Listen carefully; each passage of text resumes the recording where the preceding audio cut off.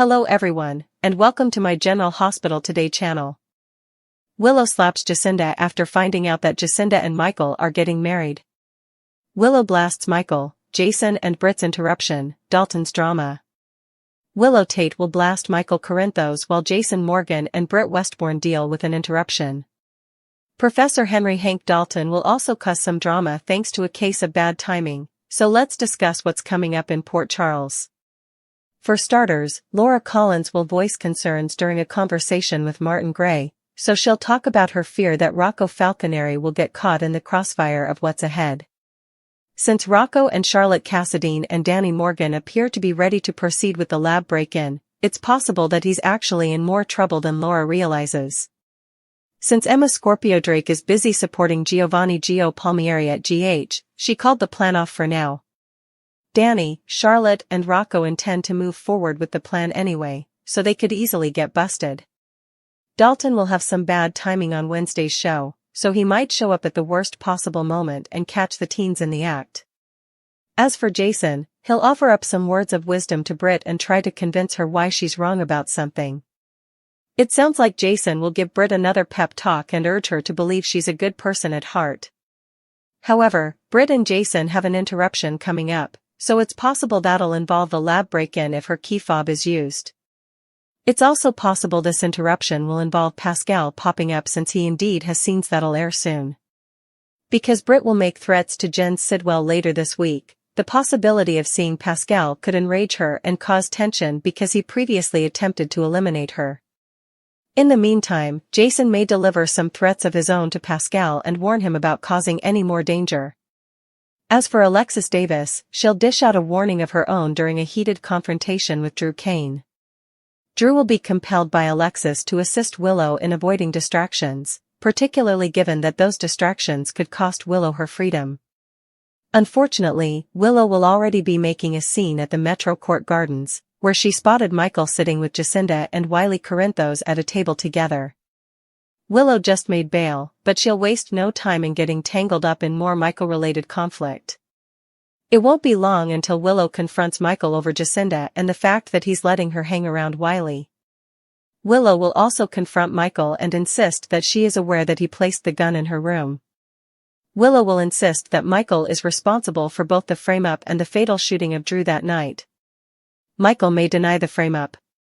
At the hospital, Brooklyn Quartermain will beg for positive updates regarding Ned Quartermain, but she'll have to wait and see how his emergency bypass goes. Willow's free, and loses it on Michael. Apparently, Alexis worked her magic, so Willow is walking around free as she awaits trial for allegedly shooting the man she nearly married. After donning a nice outfit and applying some makeup, she made a hasty dash for the Metro Court Gardens, indicating that she was aware of the location where Michael and Wiley could be found. When she spots Michael and Wiley having dessert with Jacinda, like they are a little family, she makes her presence known. Wiley is thrilled to see his mother, but Michael takes her aside, and that's when things get ugly. Willow seems to become unglued as she gets in Michael's face and tells him that she knows he is the one who planted that gun in her room at Elizabeth's house. Does Michael just let her continue because she is just making things worse for herself? More orders from creepy Drew. Drew once again stops by Alexis' office to wield his power and make threats. All in a day's work for Port Charles's favorite congressman. Since the House hasn't convened in well over a month, Drew clearly has a lot of free time on his hands. As Drew tells Alexis what she can and can't do, Alexis warns Drew that his little games will cost Willow her freedom. She will not point fingers at Michael if there are other suspects out there, whether Drew likes it or not. That means Portia had better watch out. What about Ned? Poor Ned has to have emergency bypass surgery to save his life as his family waits at General Hospital for news. A frantic Brooklyn arrives with Chase, who realizes he needs to pay attention to his current wife and not his ex-wife. Meanwhile, the kids branch off on their own to try and break into Dalton's lab. Laura is worried about Rocco, but she has no idea that things are about to go from bad to worse. In the latest explosive turn of events in Port Charles, tensions reached a boiling point when Willow Tate discovered that Jacinda and Michael Corinthos were planning to get married.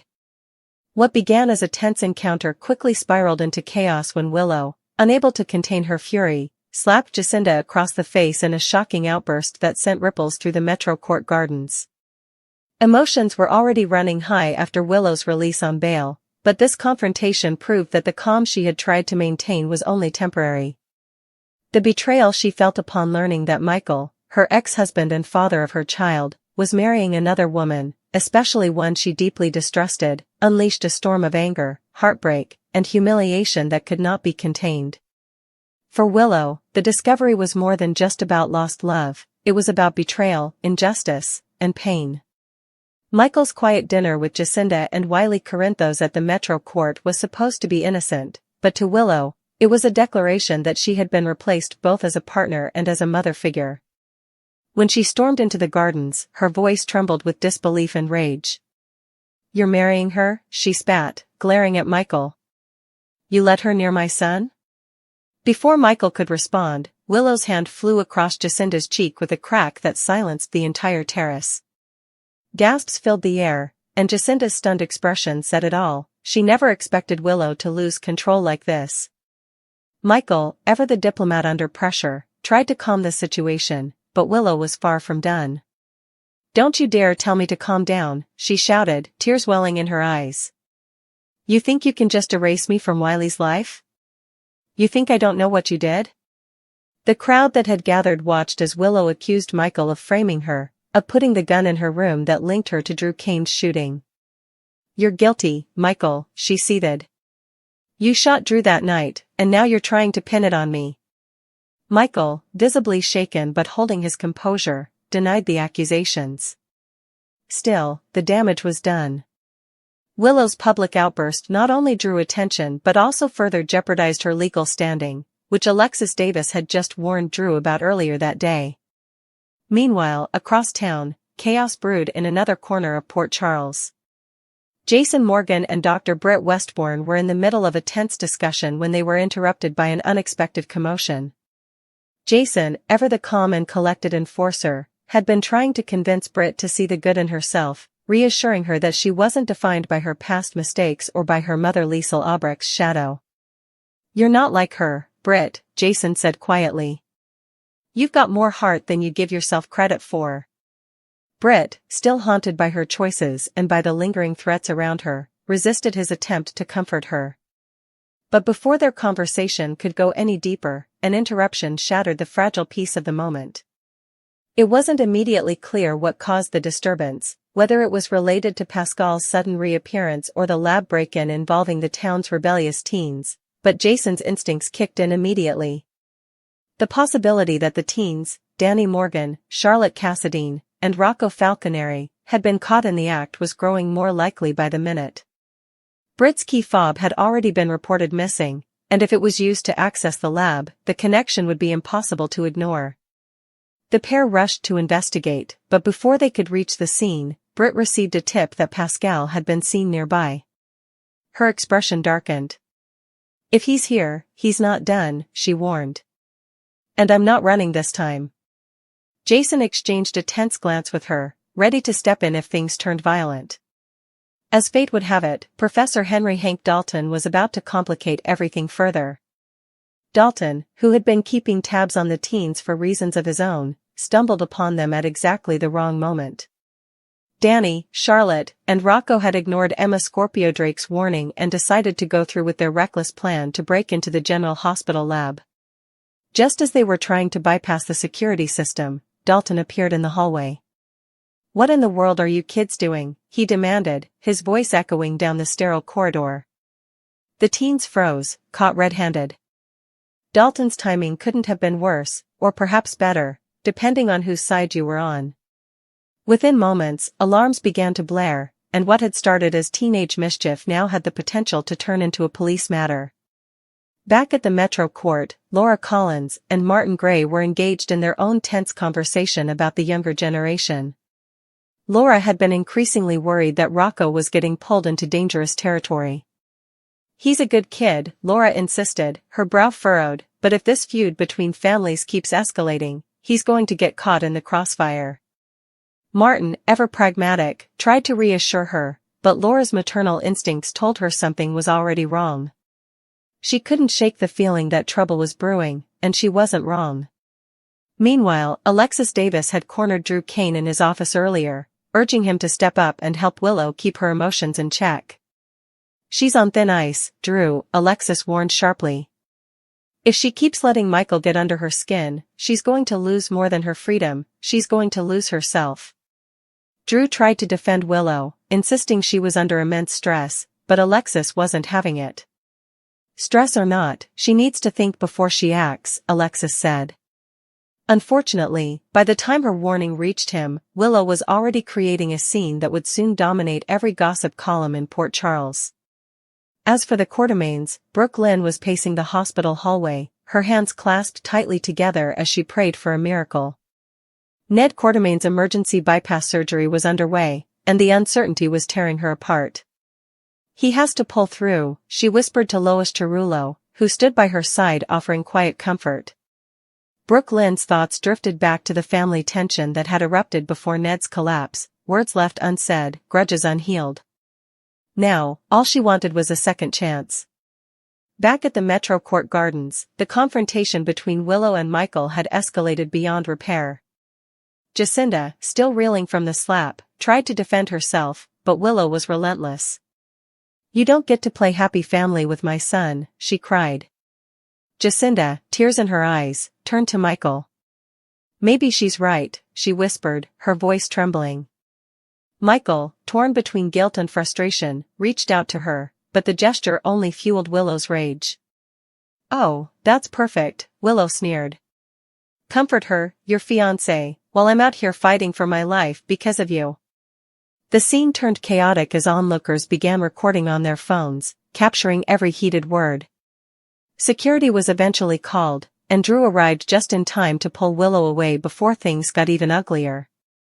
"Enough, Willow," he shouted, gripping her arm gently but firmly. "You're only making it worse." But Willow was too far gone, her emotions spilling out uncontrollably. "He ruined my life, Drew," she sobbed. "And now he wants to take my son, too."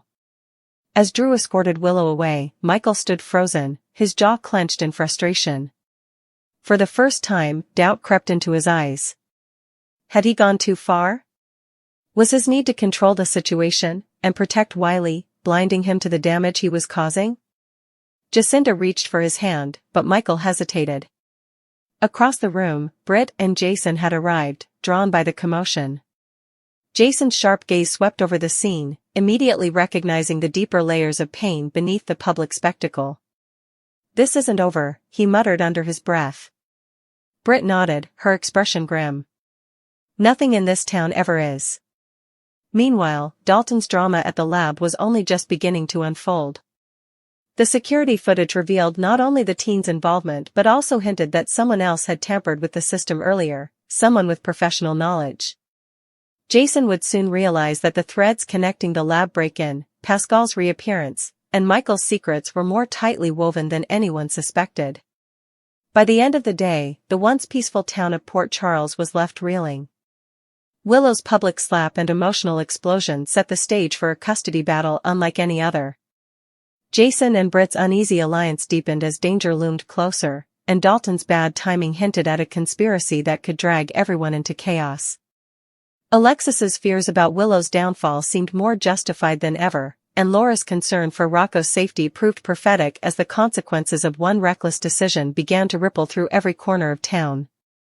What began as one woman's heartbreak had erupted into a full-scale war of loyalty, love, and betrayal. As the sun set over Port Charles, the echoes of Willow's slap still lingered in the air, a single act of rage that would change everything. As the chaos at the Metro Court Gardens slowly subsided, the hum of whispered gossip still filled the air. Willow Tate's slap had become the talk of the night, replayed on countless phones and whispered about by every diner within earshot.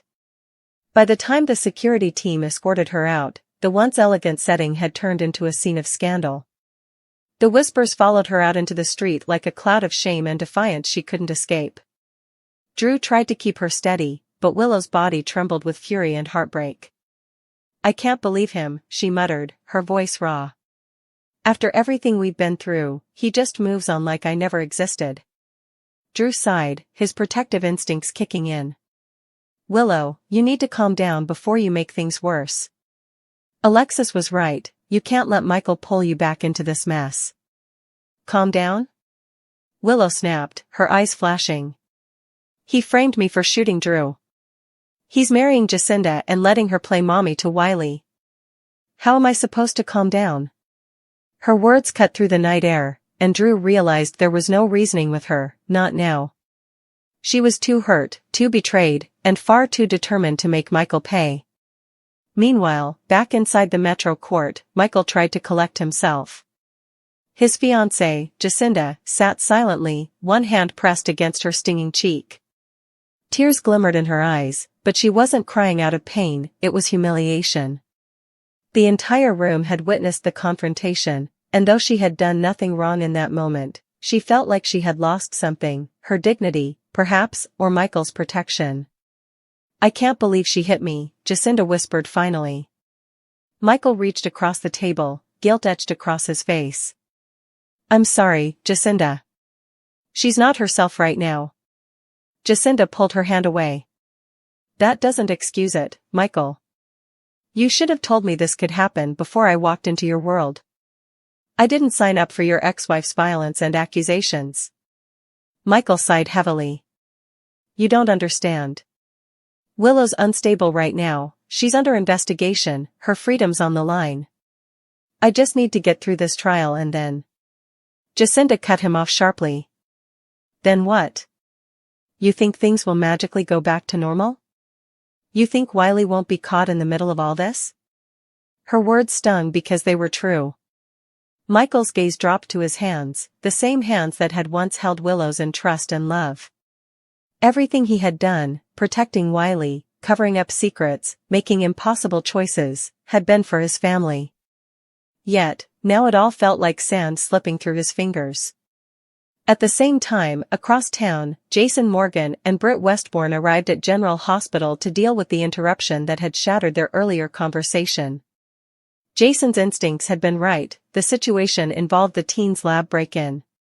As they approached the corridor leading to the restricted area, they heard the blare of security alarms echoing through the sterile hallways. A security guard rushed past them, calling for backup. Jason moved quickly, scanning the area, his expression hardening. Britt's heart sank when she spotted the familiar faces of Danny Morgan, Charlotte Cassadine, and Rocco Falconeri standing frozen under the harsh fluorescent lights. Oh, my God, Britt whispered. What were they thinking? Jason's eyes locked on Danny, his own son. Danny, he said quietly but firmly, his voice carrying that unmistakable tone of restrained anger. Step away from the door. Danny hesitated, guilt washing over his face. Dad, I can explain. Not here, Jason interrupted, his jaw tightening. Now. Professor Dalton, who had discovered the kids mid-act, stood to the side, his expression a mixture of irritation and concern. I caught them trying to bypass the lab's access control. They said something about proving a theory. Care to explain what that means, Morgan? Jason shot him a cold glare. They're kids, Dalton. They don't know what they're doing. Really? Dalton crossed his arms. Because it looks like they were doing a pretty sophisticated job for kids. Britt jumped in before things could escalate. Professor Dalton, let's not make assumptions. I'll handle this. She turned to the teens. You three are lucky he found you and not hospital security. Her tone softened slightly as she looked at Charlotte. Whatever you were trying to do ends here, understood? Charlotte exchanged an uneasy glance with Rocco. We just wanted to see what was in the file about Drew Kane's shooting, she confessed. We thought maybe it could help clear Willow. Jason froze. You what? Danny stepped forward. We thought we could find something in the lab records, maybe a ballistics file or evidence that was overlooked. If we could prove Mom didn't do it, it would stop all of this. Jason's frustration melted into a mix of guilt and pride. His son's intentions were pure, even if his method was reckless. Britt sighed and rubbed her temples. You kids are going to give me a heart attack. You can't just hack into a hospital database. Dalton's expression softened slightly. They meant well, but this is serious. I'll have to file a report, unless someone convinces me otherwise. His gaze lingered on Jason, as though testing how far the enforcer would go to protect his son. Jason took a deep breath. We'll handle it internally. You don't need to involve the board. Dalton hesitated. I'll think about it. But next time, Morgan, teach your son that there are better ways to play hero. With that, he walked off, muttering under his breath about misguided kids and overprotective parents.